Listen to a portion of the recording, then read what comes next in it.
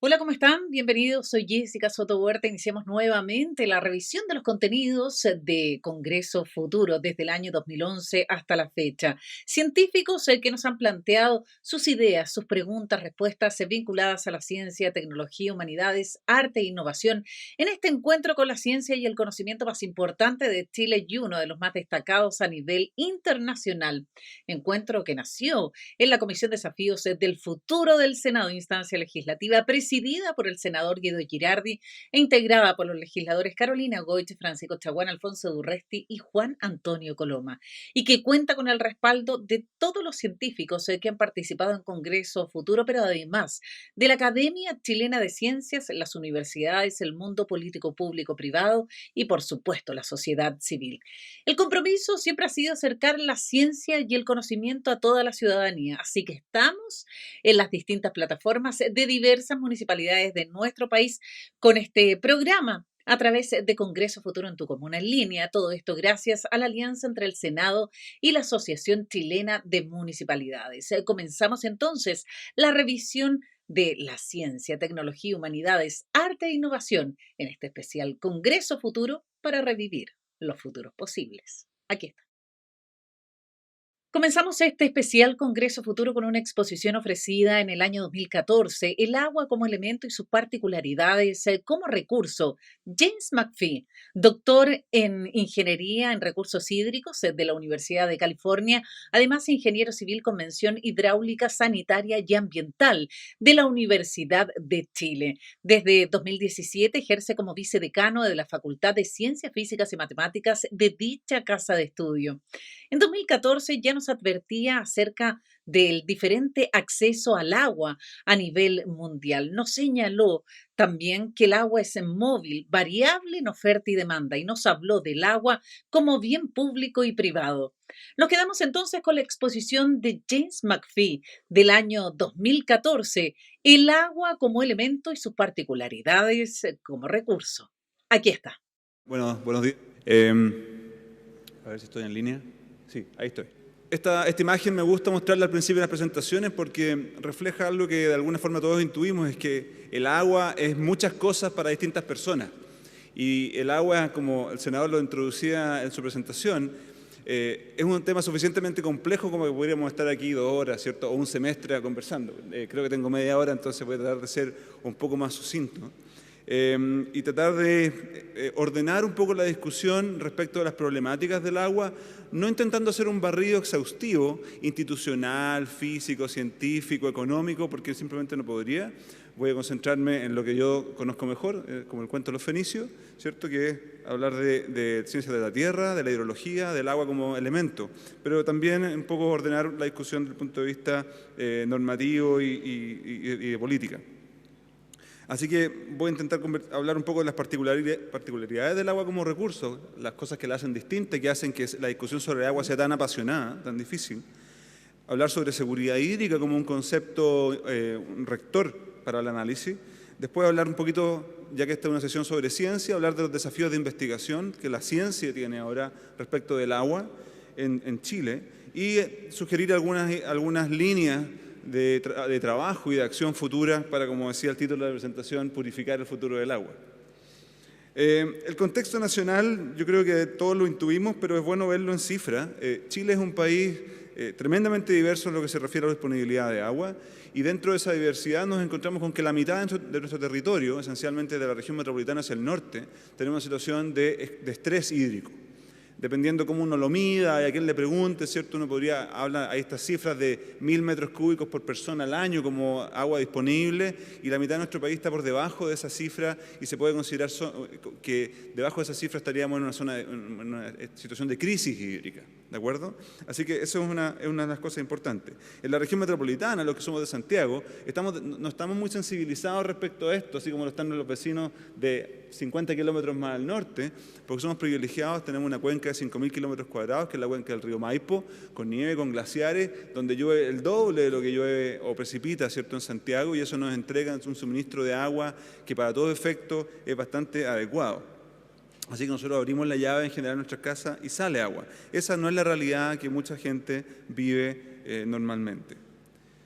Ahora, ¿es el agua distinta de otros recursos naturales? ¿Por qué esta complejidad? ¿Por qué nos complicamos tanto? Bueno, el agua, si uno lo piensa y si uno lo analiza y lee la literatura, es tanto un bien público como un bien privado. ¿En qué sentido? Es un bien privado en el sentido de que se necesita agua para generar energía, se necesita agua para producir alimento, se necesita agua para bebida. Es decir, podemos asociar agua y una persona o una institución que necesita esa agua para generar un bien. Y en ese sentido se comporta como un bien privado. Pero al mismo tiempo es un bien público, porque lo necesitamos para navegar, para transportar bienes, ¿cierto?, para sustentar la vida y la biodiversidad en ecosistemas, para sustentar paisajes que valoramos muchísimo como sociedad. Entonces la misma agua puede ser bien privado, bien público, y eso complica muchísimo el análisis. El agua es móvil, el agua se mueve, ¿cierto?, de un lugar a otro, no está quieta. Quiere llegar al mar, viene de la atmósfera, entonces nos cuesta agarrarla, ¿cierto? Nos cuesta encontrarla. El agua es variable en su oferta y en su demanda, no está siempre presente en el momento en que la queremos, no está presente, como vimos en la figura anterior, en el lugar donde la queremos, ¿de acuerdo? Y por el otro lado, la demanda por agua también es variable. Queremos agua en algunas épocas del año, no queremos mucha agua en otras épocas del año, dependiendo de la actividad para la cual la queramos usar. Esto es incluso válido para los ecosistemas. Los ecosistemas necesitan agua de manera variable durante el año. Y si yo le pongo una misma cantidad de agua a un ecosistema durante todo un año para mitigar un impacto ambiental, puedo destruir ese ecosistema, efectivamente. El costo del agua. El costo del agua es interesante de estudiar. En el agua, como en pocos otros recursos naturales, se aplican economías de escala de manera muy intensa. Mover agua, almacenar agua, requiere obras de infraestructura que generalmente son muy grandes, muy masivas. Mucho cemento aquí, para hacer canales, para hacer embalses, estanques. Y ese tipo de obras generalmente se benefician al aplicar economías de escala, es decir, al construirlas lo más grandes posible. ¿Cuál es el problema con eso? Que generalmente construimos obras que tienen capacidad en exceso. Y por lo tanto se demora mucho tiempo en recuperarse esa inversión y el análisis económico de ese tipo entonces de infraestructura es complejo y es más difícil. Al revés de la energía, no está Rodrigo acá, al revés de la energía, exactamente al revés de la energía, el agua es costosa de transportar pero muy barata de almacenar. La energía es barata de transportar pero muy costosa de almacenar. Y eso también implica o impone dificultades en el análisis. El precio del agua, por lo tanto, generalmente refleja el costo de llevar esa agua de un lugar a otro. Es un costo marginal asociado, ¿cierto?, al transporte o la recuperación del capital de la obra de infraestructura, pero no refleja típicamente el valor de escasez de esa agua. ¿De acuerdo? Así que nuestro costo, la cuenta de agua que cada uno recibe, se refiere típicamente al costo que la empresa sanitaria incurrió para tratar esa agua, clorarla, recuperarla de tu casa, llevarla a una planta de tratamiento en La Farfana o en el Trebal o lo que sea. ¿De acuerdo? Y no refleja el precio o el costo, el valor social que significa el hecho de que esa agua no está disponible en todas partes, a toda hora y tiene un valor público para todo el mundo. ¿Okay? Y finalmente, la otra cosa que es importante recalcar respecto del agua como para ordenar la discusión es que el agua representa tanto una necesidad como un deseo. Y eso tiene que ver con cuánta agua yo disponga. Hay ciertos umbrales bajo los cuales el agua representa una necesidad, ¿cierto? Algunos litros de agua al día por persona son una necesidad, porque si no, nos morimos. Pero por sobre eso, si yo quiero tener un jardín que lo quiero regar, si me gustaría tener una piscina que la quiero llenar para poder refrescarme durante el verano, entonces el agua empieza a ser no una necesidad, sino que un deseo. Entonces el mismo bien se comporta de maneras distintas desde el punto de vista económico. ¿Okay? Entonces, el problema del agua, ahora si lo llevamos, si tratamos de ordenar un poco esto, se trataría entonces de hacer el match, ¿cierto? De ajustar la oferta y la demanda. Cuando yo digo demanda, lo voy a dejar bastante abierto por el momento, tomando en cuenta las propiedades de ubicación del agua, de oportunidad de presencia de esa agua y el costo de satisfacer esa demanda. Pero esa cosa que parece tan simple, ¿cierto?, aplicada, por ejemplo, al pan, ¿cierto?, en el tema del agua no es tan fácil, ¿ya? Es un problema institucional. Mencionaba el senador, creo que 28 instituciones, dependiendo cómo uno las cuenta, hay gente que estima que son 40 y en el norte hay gente que estima que son 60 instituciones que se refieren al tema del agua. Y también de gobernanza, porque tenemos múltiples personas, ¿cierto? Tenemos múltiples usuarios para un mismo vaso de agua, en este caso, porque es un bien de uso público. También hay particularidad en la demanda, porque el tema del agua invoca, ¿cierto? O provoca emociones y símbolos, y está relacionado con la cultura y con la supervivencia de la cultura. Entonces, no es un bien cualquiera desde el punto de vista de la demanda. Y finalmente, particularidades en la oferta, porque hay particularidades económicas, por lo que comentaba hace un rato, y particularidades físicas también impuestas por este sistema terrestre, el sistema climático, que voy a mencionar, como vamos a ver un poco más adelante, es bastante más difícil de manejar y más chúcaro, como quien diría, ¿cierto?, de lo que nosotros querríamos.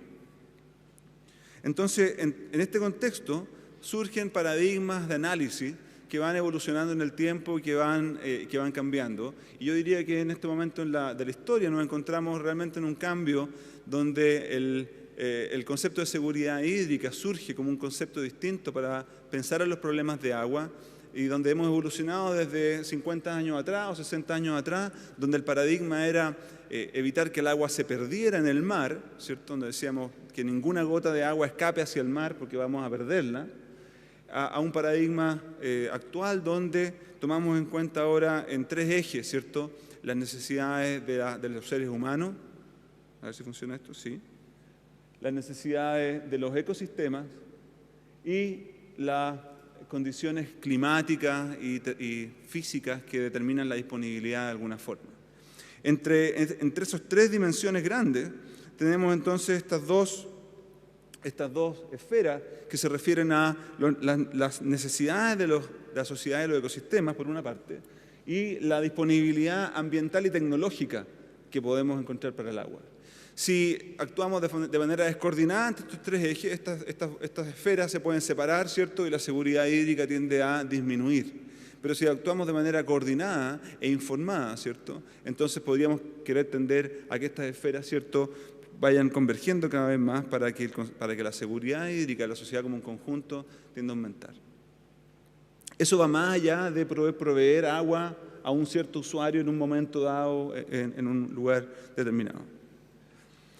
Bueno, pasando un poco a los desafíos más de investigación, primero simplemente recordarles a todos, esto es materia del colegio esencialmente, que la cuenca hidrográfica es la unidad de análisis. Cada cuenca ahora es como una huella digital, cada cuenca es distinta, cada cuenca hidrográfica tiene su propia particularidad, su propio temperamento, y eso hace que el trabajo en agua sea un trabajo un poco detallado, porque el problema de aquí es distinto del problema de allá, y la solución que encontré en este lugar tal vez no me va a servir a la solución de la cuenca de al lado, por ejemplo. Desde el punto de vista científico es bastante interesante pensar un poquito y comparar el estado de avance de distintas ciencias y ponerlo en contexto del avance de la ciencia hidrológica. En este congreso se ha hablado o se va a hablar de astronomía, de biología, y es bastante impresionante pensar los avances que la astronomía, por ejemplo, ha logrado desde el punto de vista de observar el universo, de tener teorías cada vez más firmes sobre cómo el universo funciona, de poder predecir cómo el universo va a operar, ¿cierto? Predecir simplemente la posición de un astro, la posición de un planeta en un instante dado, ¿cierto? Por otro lado, la biología, ¿cierto?, ha tenido avances tremendos desde el punto de vista de decodificar nuestra esencia como seres humanos y como de otros animales. Pero en el caso de los ríos y las cuencas, esa es una foto del río Mapocho, ¿cierto?, cerca donde yo vivo, chuta, se puso a llover, chuta, nos inundamos. Y generalmente entonces esa inundación nos pilla desprevenidos, mal preparados, ¿cierto?, y nos pilla por sorpresa. Como mencionaba Rodrigo hace un rato, hay una sequía, lleva 4 años. No sabemos si la sequía va a continuar otros 4 años o si va a terminar el próximo año. Y yendo un poco más a lo local, si estamos en el río Maipo y estamos en agosto de un año, no sabemos si el verano siguiente vamos a tener suficiente agua. Tenemos que esperar hasta septiembre. Es así de frágil nuestro conocimiento y así de caótico el sistema, tal que impone preguntas de investigación que son no triviales. Entonces, desde el punto de vista de la hidrología y del agua, estamos un poco en la situación de este elefante proverbial.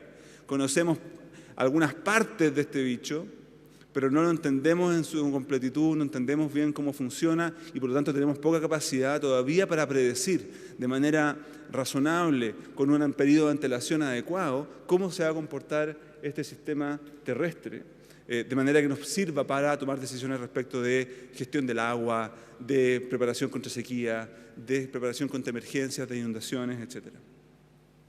Ya. La hidrología es bastante simple si uno quiere conceptualizarla. Este mono muestra un poco las rutas que podría seguir una gota de agua, y aquí yo los invito a todos a pensar y transformarse en una gota de agua que viene cayendo, ¿cierto?, desde el cielo, desde una nube. Tiene varias posibilidades esa gota de agua al momento de encontrarse con el suelo. Puede caer en forma congelada, ¿cierto?, y quedarse ahí por un buen rato en forma de nieve o de hielo. Puede caer sobre el follaje de la vegetación y puede ser evaporada de nuevo hacia la atmósfera. Puede llegar al suelo finalmente y en el suelo entonces interactuar con el suelo, insertarse, ¿cierto?, infiltrarse hacia el suelo, incorporarse, juntarse con otras gotas de agua en un acuífero, por ejemplo, y quedarse ahí también esperando que alguien la bombee, ¿cierto?, y la saque para usarla en riego, en agua potable, en minería. Puede escurrir rápidamente por la superficie del terreno y generar un montón de problemas de inundaciones, de erosión, de aluviones, desastres. Así que hay un montón de cosas que pueden pasarle a esa gota de agua una vez que cae y entra en contacto con la superficie de la tierra.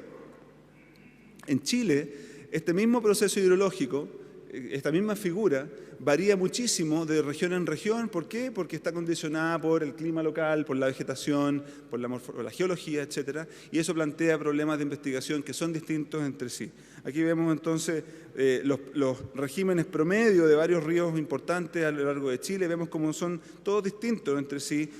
Tenemos los meses y tenemos el caudal en los ejes. Y vemos cómo el caudal va siendo mayor o menor en distintas épocas del año, dependiendo de la zona donde yo estoy ubicado. Y también podemos ver las diferencias en magnitud, ¿cierto?, en el eje vertical, ¿cierto?, no se ve muy claramente, entre los caudales promedio de uno u otro río, desde el río Yuta por el norte, ¿cierto?, hasta el río Aysén en Puerto Aysén. Hay 1, 2, 3 metros cúbicos por segundo, ¿cierto?, que es realmente poca agua, hasta 400, 500, 1000 metros cúbicos por segundo, que ya no es tan poca agua, ¿cierto?, y que representa todo tipo de oportunidades distintas. Así que si quisiéramos categorizar las cuencas hidrográficas en Chile para hablar del agua en Chile, tendríamos que simplemente hablar de Chile por regiones. En la zona norte tenemos pocos ríos, los ríos son chiquititos, muchos de ellos no llegan al mar, muchos terminan en cuencas cerradas que constituyen estos salares, ¿cierto?, y de ahí el agua vuelve a la atmósfera por evaporación. Ahora, en el norte entonces los recursos subterráneos son realmente importantes desde el punto de vista del agua como problema social. Y tenemos varias preguntas que no hemos sido capaces de responder a pesar de que le hemos puesto esfuerzo y recursos por varios años ya. Por ejemplo, ¿cuánta agua recarga los acuíferos del norte? Es una pregunta que todavía no está muy clara. Entonces yo no sé cuánto entra, no sé cuánto hay en este reservorio, no sé cuánto puedo sacar para evitar un desastre mayor, ¿cierto?, hacia adelante en el tiempo. No sabemos tampoco exactamente cómo funciona la evaporación desde el suelo. No sabemos si se evapora mucho, se evapora poco, cómo varía la evaporación en el tiempo. Y por lo tanto tampoco conocemos una flecha importante de este balance, de este sistema. En muchos casos, para muchos acuíferos del norte, no sabemos cuál es su forma, no sabemos cuál es su tamaño, ni sabemos cuánta agua tienen contenido en ellos. ¿De acuerdo? Entonces es como tener una botella de agua a la cual solamente yo puedo ver el gollete y la tapa y nada más. ¿Okay? Y eso es una situación bastante estresante para mucha gente y con razón. Y después, por supuesto, tenemos la interacción de esta agua con ecosistemas que son valiosos y que son frágiles y sensibles, como son las vegas ecofedales, ¿cierto?, los sistemas de salares altoandinos, donde existen especies animales, ¿cierto?, comunidades humanas que dependen de un equilibrio muy frágil hidrológico y que puede ser roto con bastante facilidad cuando uno perturba el sistema, por ejemplo, bombeando agua para un uso productivo. En la zona centro-norte tenemos una situación un poco mejor que en el norte porque empieza a ser más húmedo, ¿cierto? La precipitación tiende a aumentar con la latitud. Sin embargo, tenemos este típico sistema, este típico régimen. Aquí vemos un gráfico, ¿cierto?, de dos ríos interesantes en la cuenca del río Limarí, el río Hurtado y el río Grande. Y este es este es el régimen hidrológico típico de esta zona. Si ustedes lo ven, tenemos varios años de caudales muy bajos, seguidos por algunos eventos de caudales altos. Entonces, tenemos una gran variabilidad en el tiempo de la ocurrencia de agua en estas cuencas. Entonces, si tú vives en estas cuencas, tienes que estar como acostumbrado a un promedio que es bastante bajo y preparado para algunos instantes donde el río se te viene con todo y tienes que hacer algo con esa agua para poder subsistir. Entonces, no es casualidad que en esta zona centro-norte existen sistemas de acumulación de agua que son grandes, que son complejos, como el sistema Paloma, como el embalse Puclaro y otros embalses que han existido en esta zona para acumular agua para riego, justamente y que tienen la necesidad de acumular agua por varios años, porque yo no sé cuándo va a venir la próxima crecida del río, no sé, los climatólogos todavía no me pueden decir cuándo va a haber niño, cuándo va a haber niña, y por lo tanto entonces tengo que estar preparado para muchos tipos de eventos. ¿Okay? En esta zona también tenemos una cordillera que empieza a ser importante en cuanto a su provisión de agua, en cuanto a la acumulación de nieve y de hielo, y la cordillera es como una última frontera, es como el océano, no conocemos realmente mucho lo que está pasando allá arriba, no lo vemos demasiado bien. Vemos la cordillera nevada, ¿cierto? Pero no sabemos qué tanta agua contiene esa nieve. En la zona centro cambia un poco el panorama. Aquí tenemos la serie del río Juncal en Juncal, que es un afluente del río Concagua, y como ustedes pueden ver, la figura de cómo varían los caudales de un año a otro es bastante diferente ya cuando nos movemos unos cientos de kilómetros hacia el sur.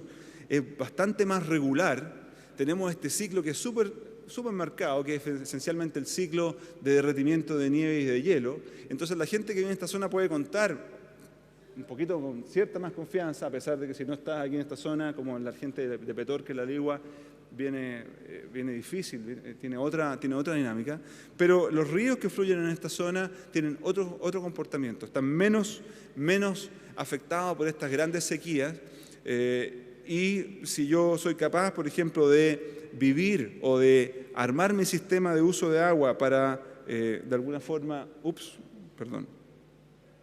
estoy para el otro lado, ¿qué hice? Aquí. Si soy capaz de armar mi sistema para vivir más o menos con este nivel de suministro, entonces voy a estar más o menos bien. Cuando tenga exceso de agua no va a ser tan importante ni tan dramático. Sin embargo, en esta zona empiezan a ocurrir otros desafíos, a aparecer otros problemas. Gran parte de estos ríos dependen del aporte de glaciares para su aporte de agua durante los años más secos, aquellos años donde la precipitación es más baja. El número de glaciares, su volumen en hielo, cómo responden estos glaciares a las variaciones del clima, todavía son problemas que para Chile están en pañales. Shelley va a hablar de eso un poco más tarde, con más detalle, pero representa una pregunta de investigación, una pregunta que no sabemos bien qué es lo que va a ocurrir con nuestros glaciares en los próximos 50, en los próximos 100 años. Los regímenes básicos de decir, por ejemplo, cuánto llueve en la cordillera en un año cualquiera, no es una pregunta que sea fácil de responder, no es algo que podamos saber con la oportunidad requerida para tomar decisiones desde el punto de vista de la gestión del agua. Y finalmente, más abajo, en los valles, también hay acuíferos, así como en el norte. En el río Concagua en particular, por décadas se ha debatido cuál es el tamaño de ese acuífero, cuánta agua tiene acumulada, cómo se puede manejar ese acuífero, cómo se manejaría un embalse, y todavía no hay acuerdo. Y las mejores mentes de nuestro país le han dedicado esfuerzo, recursos, cierto y tiempo a tratar de responder a ese problema. Pero, como les decía antes, el tema del agua despierta pasiones, es misterioso y entonces genera todavía algunos problemas. En el centro-sur, para no alargarme demasiado, también va cambiando de nuevo el paisaje, aparece la vegetación, aparece más precipitaciones, todavía tenemos nieve, todavía tenemos hielo. Otro tipo de problemas científicos aparecen ahí referidos al balance de masa y al balance de energía, a la interacción de la nieve con la vegetación, a los efectos del cambio climático, como lo voy a mencionar un poco más adelante. Y después la zona costera, donde vive mucha gente también existen otros problemas, por ejemplo, el efecto de la deforestación y el reemplazo de especies nativas de bosques por especies forestales, por un fin productivo, que tiene un impacto que todavía se percibe, pero que todavía no somos capaces de cuantificar adecuadamente para efectos de la recarga de acuíferos, la provisión de agua, el arrastre de sedimentos, la calidad de las aguas, etc. En la zona austral tenemos mucha agua, muy poca gente, uno podría decir, aquí no hay problema, estamos ok, pero aquí empiezan a surgir otros problemas administrativos. ¿cierto?, que muchos de ustedes conocen por la prensa, porque se ha discutido, por ejemplo, el acceso al agua por parte de los habitantes locales en un ambiente donde los derechos de aprovechamiento de agua están otorgados a pocas instituciones y por lo tanto entonces, o pocas empresas, y por lo tanto genera entonces una escasez administrativa del agua. Ahora, si a todo esto le sumamos cambio climático, nos cambia el juego, ¿ya? Y aquí la idea, la analogía es el fútbol australiano. El fútbol australiano es como el fútbol, pero no realmente, o como el rugby, pero no realmente. La cancha es de otra forma, la pelota tiene otras dimensiones, las reglas son parecidas pero distintas. Y el cambio climático un poco nos impone ese tipo de desafío. La cosa va a ser como parecida, pero no demasiado parecida. Por un tiempo no vamos a saber bien cuáles van a ser las reglas del juego cuando nos cambian la forma de la cancha. El cambio climático se ha debatido y Chile se lo ha tomado bastante en serio como país. Conocemos de manera bastante adecuada, ¿cierto?, cuáles son las proyecciones de clima futuro para el país a partir de modelos de cambio, de modelos de circulación general de la atmósfera, ¿cierto? Para la zona central de Chile, por lo menos, podemos hablar con bastante tranquilidad de un calentamiento promedio de entre 1 y 2 grados, ¿cierto?, dependiendo de la zona donde uno mire. Desde el punto de vista de las precipitaciones, como se ve acá, también podemos hablar con bastante tranquilidad y propiedad de una tendencia a la disminución de las precipitaciones, que porcentualmente podría ir entre un 10% y un 30%, dependiendo de qué modelo uno le pregunte, en qué zona uno esté. Esa señal es bastante robusta, es decir, la mayoría de los modelos proyectan una disminución de las precipitaciones para la zona central de Chile entre Copiapó y Puerto Montt. Al norte de Copiapó y al sur de Puerto Montt los modelos no están muy de acuerdo, podría haber una tendencia neutra, una tendencia al aumento de precipitaciones, pero esa es bastante difícil. Ahora, para Chile, entre Copiapó y Puerto Montt, podemos hablar de una tendencia a la desecación durante los próximos 100 años. ¿Qué impacto va a tener eso? Bueno, necesitamos conocer un poco de hidrología. Un calentamiento debería entonces tender a disminuir la acumulación de nieve y hielo, porque la fracción de precipitaciones sólidas, ¿cierto?, de nevadas, debería tender a disminuir y debería aumentar la fracción de precipitaciones líquidas, ¿cierto? Las tasas de evaporación deberían de cambiar también, porque la evaporación se relaciona con la temperatura del aire, con la sequedad de la atmósfera. ¿Okay? Pero también la vegetación va a cambiar. En algunos casos, el cambio climático podría ser favorable al desarrollo de vegetación. Podríamos tener vegetación donde antes no había vegetación. Y eso entonces impone todo tipo de preguntas, porque la vegetación y la hidrología van muy de la mano. La vegetación intercepta el agua, la vegetación consume agua, la vegetación favorece la evaporación también. Así que finalmente llegamos a que tenemos una gran pregunta acá, es decir, para efectos del cambio climático y los recursos hídricos. Se han hecho también en Chile, y esto no soy el primero, análisis de primer orden realmente de qué es lo que tendría que pasar en escenarios de cambio climático. Esta figura que corresponde al caudal del río Maipo en el Manzano es un ejercicio simplemente de aplicar un modelo de simulación con un escenario de un 25% menos de precipitación y 1 grado adicional de temperatura promedio al año. Y lo que uno muestra, lo que uno ve efectivamente es que comparado con la situación histórica que se ve en rojo y en negro, el modelo entrega una curva verde que efectivamente muestra una disminución en el volumen de agua que es superior, de hecho, porcentualmente a la disminución de la precipitación. Es decir, si disminuye la precipitación un 25%, puedo esperar que el caudal disminuya más de un 25%, un 30% o algo así. Y también un cambio en el régimen, ¿cierto?, de la escorrentía, ¿cierto?, con un adelantamiento de los caudales máximos, con una mayor preponderancia de eventos de crecida durante el invierno. Y así entonces vamos avanzando en nuestro conocimiento. Pero esto es una estimación de primer orden y no considera un montón de otras complejidades como las que les acabo de mostrar. Bueno, 4 minutos. Perfecto, que me quedan 2 diapositivas. ¿Cómo purificamos el futuro? Que es el título de la presentación. Tengo media hora más, me dijiste, ¿cierto? Sí. Bueno, como científico y como ingeniero, la primera estrategia que a mí se me ocurre es medir. Tengo un hijo de 7 años, me pregunta, papá, ¿por qué tú quieres medir todo? Me gusta medir porque esa es mi pega. Siento que al medir podemos conocer, ¿cierto? Al conocer podemos predecir, al predecir podemos estar preparados, ¿cierto? Y podemos entonces tomar mejores decisiones. ¿Qué tipo de información tenemos que medir como país? Estamos al debe en las mediciones de agua subterránea. cuánta hay, dónde está, cómo varía en el tiempo. Estamos al debe en nuestro conocimiento de las cuencas de cabecera en los ríos de montaña. No sabemos, ¿cierto?, cuánto precipita, no sabemos cuánta nieve se acumula, cuánto se derrite, cómo, qué tan rápido, ¿cierto? No sabemos, nos pilla un aluvión, por ejemplo, como el del año pasado, ¿cierto? Una tormenta que nadie vio, un aluvión que nos pilló a todos de sorpresa, que interrumpió el suministro de agua de Santiago por 4 días, ¿de acuerdo? No conocemos tampoco a nivel de país cuánta agua se está extrayendo y cuánta agua se está consumiendo. Eso es un pecado original tremendo. No sabemos cuánta agua estamos usando como país. Porque hay mucha gente que decide que es mejor sacar el agua y no decirle a nadie cuánta agua está sacando. Y ahí entonces cualquiera que ha tratado de balancear su chequera, ¿cierto? Cualquiera que tiene una cuenta bipersonal, ¿quién tiene una cuenta bipersonal en el banco aquí? Sabe que es un problema. Mi amor, ¿tú hiciste este cheque? No, tú. Ya, de eso se trata este asunto de las extracciones. La gobernanza. Los usuarios están dispersos, no conversan entre sí en su mayor parte. Hay algunas organizaciones de usuarios que funcionan como tal, que están coordenadas, que tienen tecnología, que tienen ciencia, pero en general son excepciones. Los usuarios del agua están poco organizados y eso necesita cambiar. Tenemos que también incorporar a la gobernanza del agua los usos no productivos, porque por el momento el agua es un tema solamente de los que la usan para sacarla del río. Y los que no la usan, los que la quieren esa agua para no sacarla del río, para dejarla ahí, no tienen mucha voz en lo que se refiere a la institucionalidad del agua. Y eso tiene que cambiar.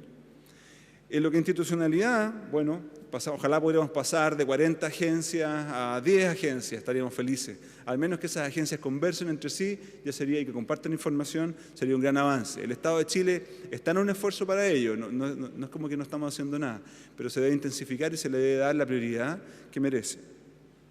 El fortalecimiento del Estado como garante de un sistema, y aquí yo no me voy a meter en el sistema de nacionalización ni mucho menos, pero al menos el Estado tiene que tener un rol desde el punto de vista de poder garantizar que las reglas del juego se cumplan, que las cosas que tienen que ocurrir ocurran, y tener un rol proactivo como Estado y no reactivo ante denuncias, ante escándalos y todo lo demás. 1 minuto. Gracias. Ordenamiento territorial. No he hablado nada de esto, pero es súper importante, porque donde sea que miramos en Chile, el problema del agua está asociado al problema del suelo.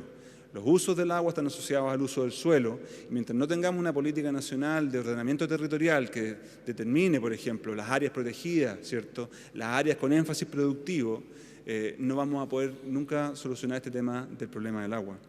La gestión adaptativa. En Chile tenemos una forma de trabajar que es bastante curiosa. Yo pido un permiso para hacer algo, todo el mundo pelea conmigo, pero finalmente me dan el permiso, tengo el permiso, hago lo que quiero hacer y nadie me puede decir que no lo haga. Eso no funciona muy bien cuando tengo un sistema natural para el cual no sé cómo va a responder. Yo tengo que tener la capacidad de volver atrás, de revisar mis acciones, de adaptar mi acción. Y para eso requiero tener una buena conversa con mis vecinos. Hago una fiesta hasta las 4 de la mañana, pero a las 2 en realidad ya están todos locos. ¿Paremos la fiesta o no? Y finalmente, la generación de conocimiento. Aquí hay en Chile la institucionalidad científica, se ha hablado muchísimo, es relevante, conocemos poco todavía, es un sistema difícil de conocer, hay muchos esfuerzos en La Serena, en Iquique, en Santiago, en Chillán, no me quiero perder nada, en Valdivia, por conocer más sobre el agua. Pero estamos fragmentados, no somos tantos, y es difícil avanzar así.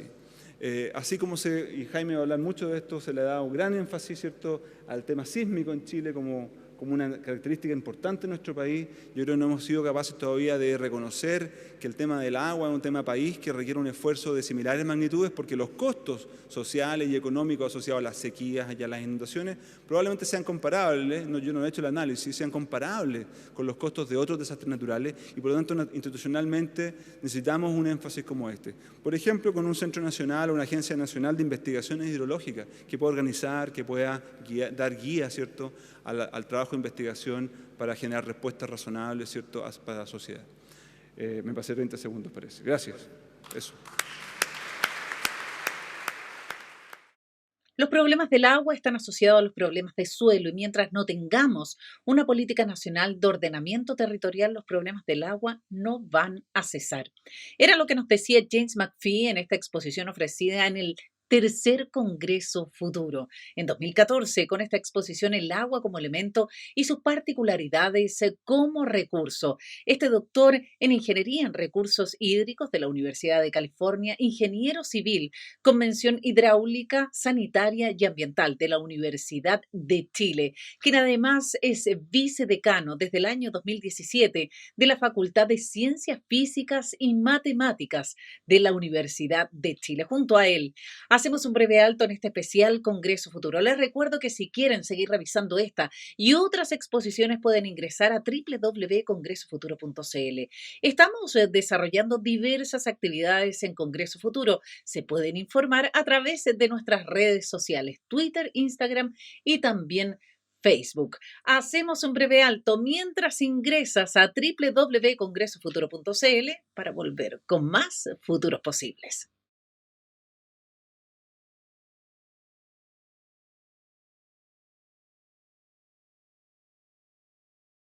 Estamos de regreso en este especial Congreso Futuro, reviviendo los futuros posibles que cientos de científicos nos han planteado en este encuentro con la ciencia y el conocimiento desde el año 2011 hasta la fecha. 9 ediciones ya llevamos de Congreso Futuro. En 2021 cumplimos 10 años.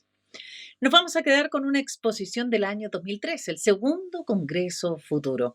Gino Casassa nos habló de los glaciares, cómo sobreviven en un mundo estresado. Ingeniero civil hidráulico de la Universidad de Chile, doctor de la Universidad de Ohio, su amor por el montañismo y la ciencia lo llevaron a estudiar los hielos de las altas cumbres de los Andes, el Tíbet y también la Antártica. En el año 2013 nos habló de los glaciares, del efecto invernadero, cómo esto afectaba a Groenlandia, también a la Antártica, pero también hizo sus proyecciones sobre el aumento del nivel del mar en el año 2100. Nos quedamos entonces con Gino Casassa y esta exposición del año 2013, Glaciares. ¿Cómo sobreviven en un mundo estresado? Aquí está. Muchas gracias, profesor Castilla, y muchas gracias a los organizadores, particularmente al senador Guido Girardi, que gentilmente me invitó, así que es un placer y un honor. Voy a hablar, esperamos menos de 20 minutos, sobre los lamentos de la Tierra, que se denomina este macro tema, y en particular los desafíos en relación al tema mío, que son los glaciares. Y he titulado la charla Los glaciares, el desafío por sobrevivir en un planeta estresado. Difícil, hay que elegir algún lugar a donde apuntar, pero la idea es,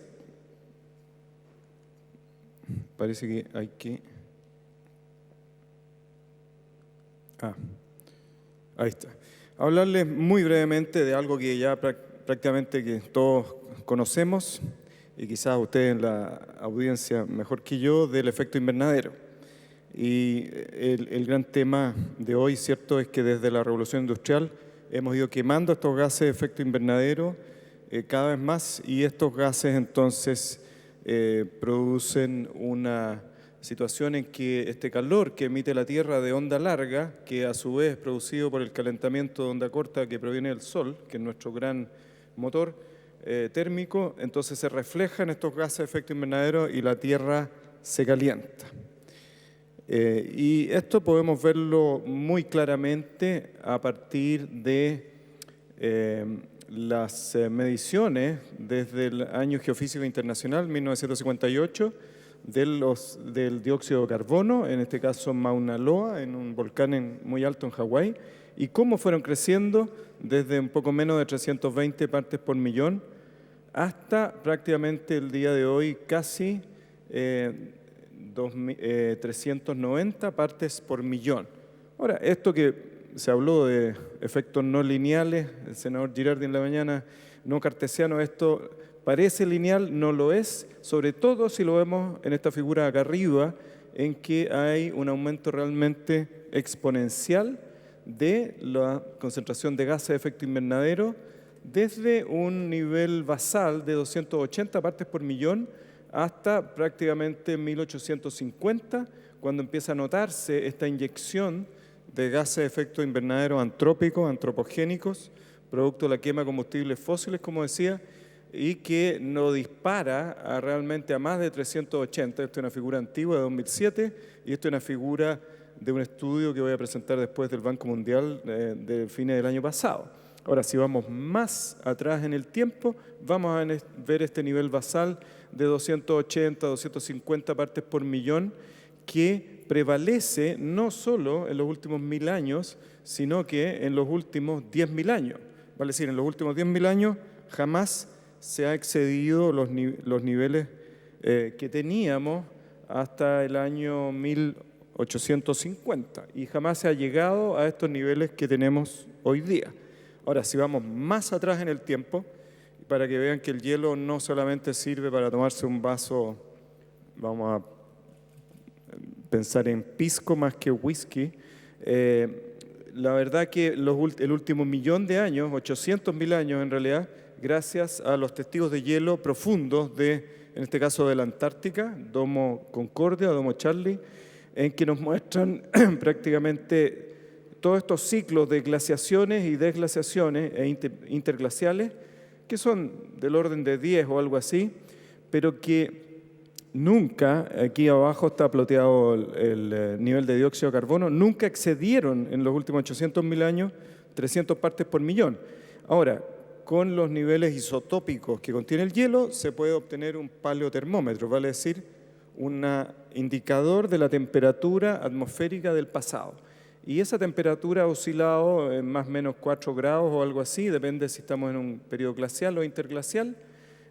Y obviamente han habido periodos más cálidos que ahora, pero el gran factor es que no existíamos como humanos, ¿cierto? En esa época estamos hablando de cientos de miles de años atrás. Entonces, realmente tenemos ahora, producido por nosotros mismos, un experimento que está llevando a un planeta más cálido y que puede y está teniendo consecuencias bastante drásticas. Y esta es la última curva que la bajé de una noticia que salió ayer o anteayer en la prensa, el laboratorio Goddard Institute for Space Studies de NASA en Nueva York, que mantiene, uno de los pocos laboratorios en el mundo que mantiene un registro del ascenso de las temperaturas en el planeta y vemos incluso desde 1880 hasta ahora el año 2012, vemos cómo primero decreció un poquito hasta los albores de 1900, luego subió la temperatura, vino la Segunda Guerra Mundial, descendió la temperatura en lo que se conoce como el efecto del apagamiento de la atmósfera que estaba muy polucionada, no solamente quizás influyó algo todos los bombazos de la Segunda Guerra Mundial, pero sobre todo que no se usaban tecnologías limpias para emitir hacia la atmósfera. Luego limpiamos la atmósfera y efectivamente eso provocó un aumento notable de la temperatura. Algunos dicen, bueno, ensuciemos la atmósfera. Claramente no va por ahí y estamos en este nivel hoy en día en que, según las noticias de ayer, entonces, los 8 años más calurosos desde 1880 han ocurrido desde el año 2000.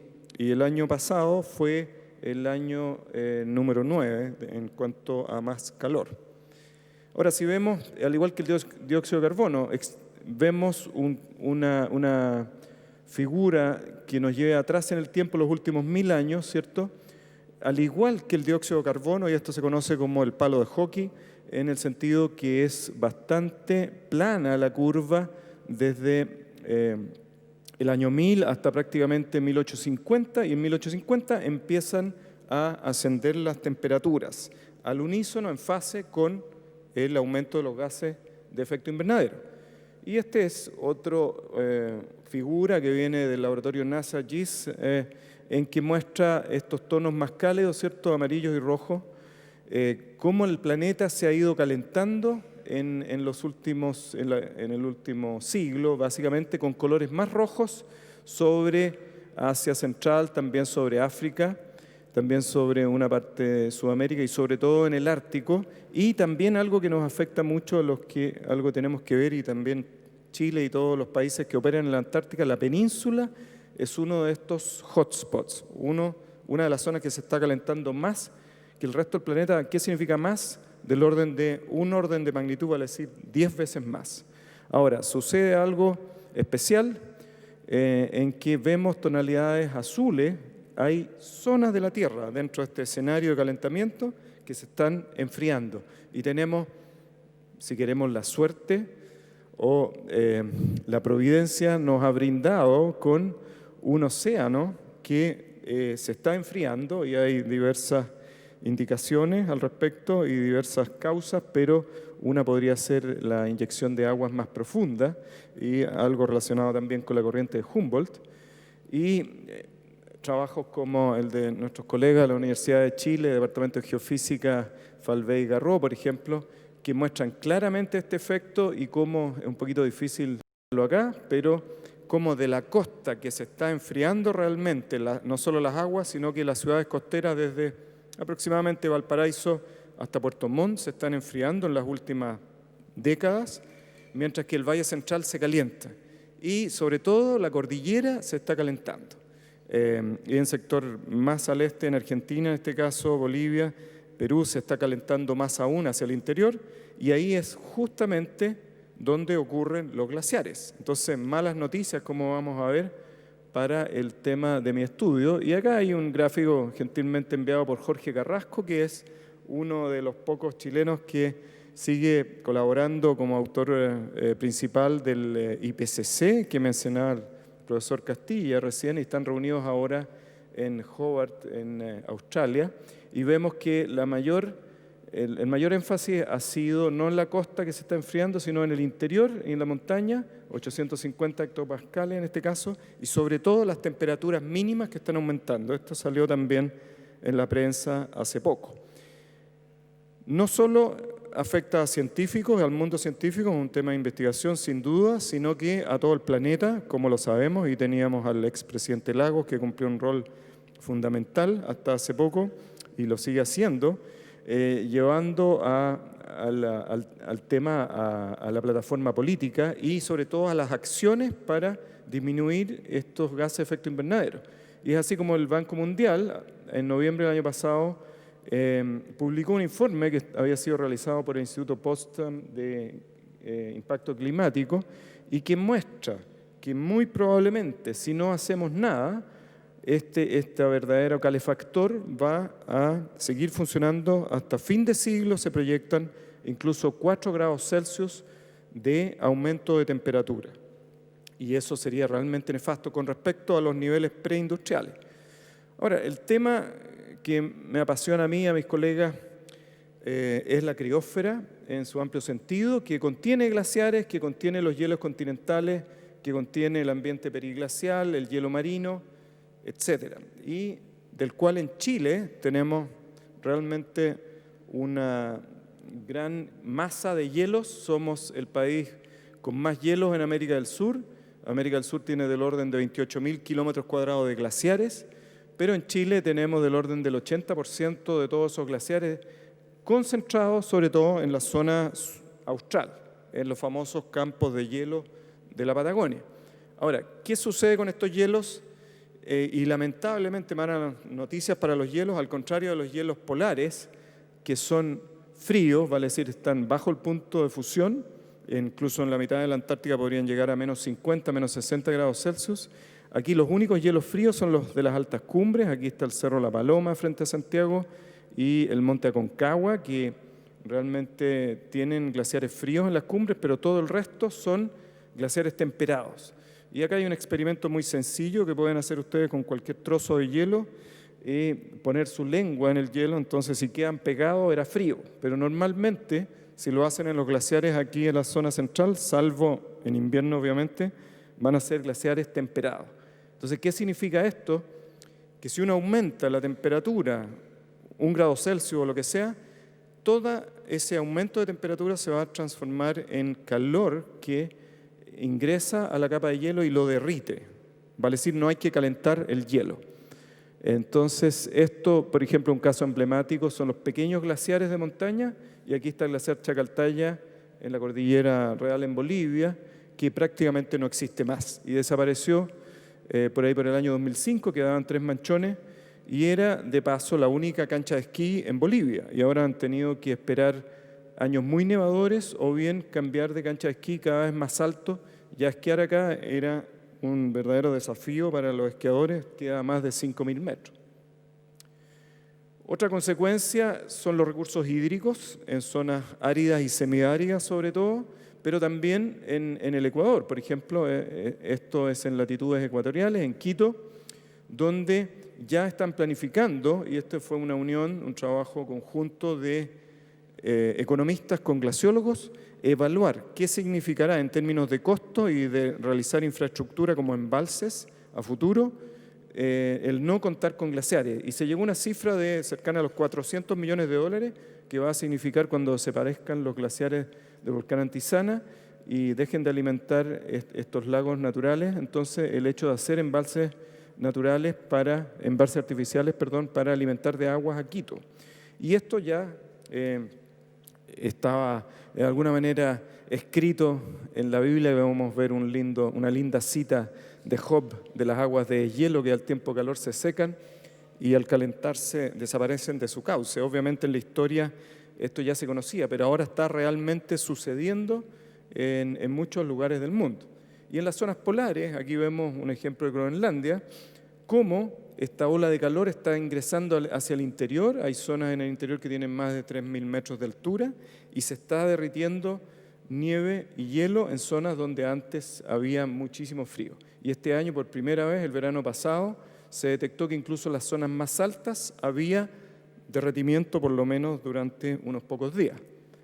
Y esto se transforma en agua, y en Groenlandia, en la periferia, hay grandes ríos, grandes lagos, que ingresan al hielo a través de lo que se conoce como molinos y un sistema de grietas, y a su vez lubrican la base y el hielo comienza a desestabilizarse. Vale decir, no solo se derrite, sino tiene efectos dinámicos muy, muy importantes, y este glaciar en particular que libera Jakobshavn enormes cantidades de hielo que incluso se piensa que uno de los tempanitos afectó al Titanic allá como 100 años atrás, y que van a traer consecuencias a las regiones polares, consecuencias negativas, otras consecuencias positivas, como calefaccionar menos en las casas, pero a la postre, si uno hace el balance, realmente las consecuencias van a ser muy negativas. Y lo mismo acá, hablaba con gente de la oficina donde estoy trabajando ahora, Geoestudios, que estuvieron en el glaciar Paloma Norte y estaba lleno de agua, era como para colocarse aletas y snorkel para atravesar el glaciar, y terminaron absolutamente mojados y un peligro. Antártica también se está calentando, mencionaba la península, a pesar que otras zonas en el interior, Antártica Oriental, se está enfriando y el hielo marino también está creciendo. Entonces hay señales distintas, pero la península se está calentando sin duda, Antártica Occidental también, y con eso se están desestabilizando estas plataformas de hielo flotante como Larsen B, que se desintegró totalmente en espacio de pocos días, pocas semanas, el año 2002, en marzo, en miles y miles de témpanos, que aquí se pueden ver estos trozos. Esto tiene aproximadamente unos 100 kilómetros por 150 kilómetros, así que son masas muy importantes, y cómo esta ola de calor está penetrando al interior. Y al derretirse los hielos, entonces obviamente esa agua se aporta al nivel del mar, a nivel global, afectando de distinta manera a distintos países, pero obviamente los países costeros son los más afectados. Aquí vemos un cuadro de Venecia, pero podemos pensar en cualquier ciudad costera, en Chile, como no solamente 30 centímetros, que es lo que más o menos ha ascendido el nivel del mar el último siglo, pero para el próximo siglo, a fines de 2100, las proyecciones varían entre 30 centímetros y del orden de 2 metros, con un promedio del orden de 1 metro. Si aumenta el nivel de las aguas 1 metro, la verdad que sería bastante crítico para naciones enteras como los Países Bajos, Holanda, Bangladesh, etc. Deportes invernales, a pesar que podemos ver que es un tema quizás más puntual, pero que afecta cada vez más a la población, un tema emblemático, también trae crecimiento en el tema del turismo. Ya no se puede esquiar lo que era en Farellones la Gran Bajada, y hay que ir cada vez más arriba hacia el Colorado, incluso canchas como el Embudo o la cancha de Principiantes rara vez tienen nieve, y vamos a llegar a esta situación, ¿cierto? Este es un informe de la OSD que publicó el año 2007, y este señor haciendo algunas exclamaciones poco doctas en relación al cambio climático, ¿cierto?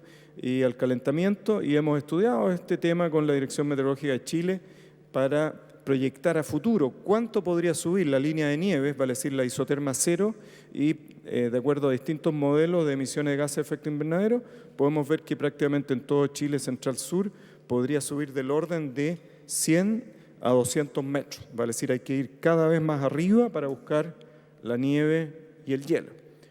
Y tanto para terminar, un tema que se hizo muy popular en Chile por las actividades, en este caso las empresas mineras en zonas de cordillera, y que afecta evidentemente el medio ambiente, pero el tema es cómo crecer de manera sustentable, ¿cierto? Bajo el punto de vista humano, está claro que un glaciar no es sustentable porque se demora realmente un glaciar, hablamos de un glaciar grande, muchas décadas en crearse, pero a pesar de eso hay algunos experimentos para crear glaciares artificiales en espacio de pocos años, pero son más bien pequeños.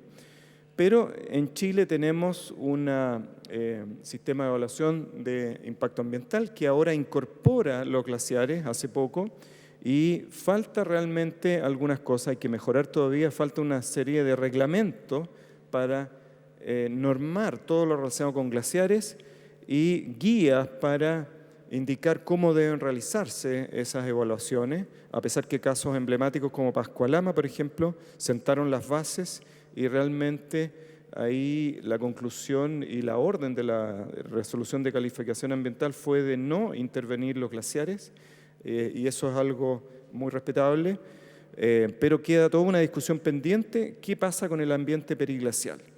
Y lo que se conoce como permafrost, los suelos helados. Realmente es complejo dónde ponemos la vara. No debemos tocar ningún gramo de hielo, ningún gramo de roca que contenga hielo. Esa es una discusión complicada a futuro. Yo personalmente pienso que hay algunas masas de hielo muy, muy pequeñas que en realidad hay que hacer un buen estudio para evaluar cuáles serían los impactos, pero que se podrían incluso hacer planes de manejo y medidas de mitigación al respecto, como se hace con otros componentes de la naturaleza. Pero claramente falta todavía por hacer, a pesar de reconocer todos los esfuerzos y todos los avances que se han hecho, sobre todo en parte del gobierno de la Dirección General de Aguas, que es el organismo que está encargado por ley de encargarse del tema de los glaciares, y que realmente ha incrementado sus actividades en muchísimo más de lo que hacían antes, gracias también a un presupuesto mucho mayor. En conclusión, entonces, el desafío es cómo evitar el cambio climático, preservar los hielos en un planeta que está sometido a este estrés del calentamiento, que lo producimos nosotros mismos. En cierta medida es la supervivencia de la raza humana versus la supervivencia de los hielos, cómo compatibilizar este crecimiento sustentable y armónico con el medio ambiente. Y claramente, ¿cuál es la solución? Reducción de gases de efecto invernadero, se ha hablado hoy día en la mañana también, y hay varias maneras de hacerlo. Control de la contaminación, hay un efecto que no mencioné, pero los glaciares son muy blancos y cualquier partícula de polvo o cualquier partícula extraña los oscurece y ahí capturan mucho más radiación solar. Y eso es nefasto porque se empiezan a capturar más calor. Y finalmente, lo que se mencionó también en la mañana, el uso de fuentes de energía renovables para disminuir la cantidad de gases de efecto invernadero. Y lo que acabo de indicar es que todo el sistema de evaluación de impacto ambiental puede mejorarse con respecto no solo a los glaciares, sino a la criósfera como un todo.